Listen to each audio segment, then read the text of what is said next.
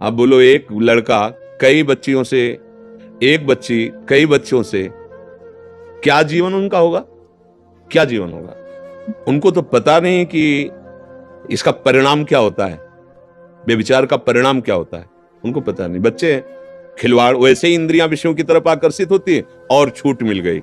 एक वर्ष हम जैसे बच्चे मिलते तभी, हमारे तो समय में था ही नहीं, ना मोबाइल था और ना ये रिवाज थी, पवित्रता धर्म मर्यादा, ऐसा नहीं। हम भारतवासी, हम कोई विदेशी नहीं है। तो लड़का मिला जो परमार्थ संबंधी प्रश्न किया, फिर उसके ब्रह्मचर्य पर दृष्टि गई तो उसने कहा 9 गर्लफ्रेंड है, 9 जगह वे विचार कर रहे हो और बात अध्यात्म की तुम कर रहे हो। आप बताओ क्या संस्कार होंगे, क्या संस्कार होंगे? अब जब उन बच्चों और बच्चियों का ब्याह होगा तो पातिव्रत धर्म से रहेंगे। अगर अपनी इंद्रियों को संयम में नहीं रखोगे तो ये दोष होगा ही होगा। आज हम लोग समझते नहीं, पत्नी चाहे जितना प्राण समर्पित कर दे, हमारा दिमाग खराब है बाहर के लिए, पति चाहे जितना दुनिया की सामग्री लाके सजा दे, नहीं, तो ये सुधार नहीं होगा, ये सुधार नहीं होने वाला, पक्का लिख लो। व्यभिचार दोष से युक्त जिसकी इंद्रियां हो गई, ये किसी तंत्र मंत्र से सुधरने वाली नहीं है। अगर आप चाहो तो सुधर सकते हो, पर अब बिगड़ेल मन है, 10 दिन सुधरोगे, 15 दिन, फिर 20वें दिन वही करोगे। इसीलिए तो गुरुकुलों में भेजे जाते थे बच्चे, माताएं बहनों को बहुत सावधानी से पढ़ो लिखो, लेकिन पवित्र आचरण, हर चीज की जानकारी माता पिता रखते थे।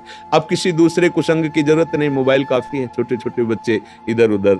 बकाया आज हम ये फिर आपसे कहते हैं, अगर बच्चों को नहीं संभाला और ये गर्ल फ्रेंड और बॉय फ्रेंड और ये दुनिया का जो प्रपंच चला है ना, ये नष्ट कर देगा।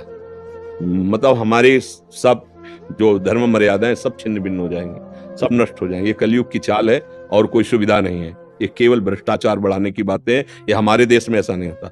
अब जो शुरू हुआ है ना, ये सब मोबाइल और ये बाहरी बातों को लेकर के हुआ है। हमारा तो धर्म का देश है। अब इस प्रश्न का समाधान केवल ये है कि आप अपने को सुधार लो। हमारी राय में अगर वो पति बन करके आए हैं, वो अपना बुरा आचरण करें, वो भोगेंगे। आपका जो कर्तव्य, आप अपने कर्तव्य का पालन करते हुए भजन करते रहो तो तुम्हारा मंगल हो जाएगी। पर ये बात समझ में नहीं आएगी, लेकिन हमारे पास जो शिक्षा है वो कल्याण के लिए है। नहीं तो ये थोड़ी कि पति व्यभिचारी तो तलाक दे दीजिए। हमारा तो जो सिद्धांत है कि धैर्य पूर्वक चलो, अपनी इंद्रियों पर शासन करो, अपने संबंधियों का भी मंगल हो, भगवान से प्रार्थना करो कि भगवान हमारे पति की बुद्धि शुद्ध कर दे। और अगर भगवान उसकी बुद्धि शुद्ध कर दे तो एक सच्चा पति भी बन सकता है।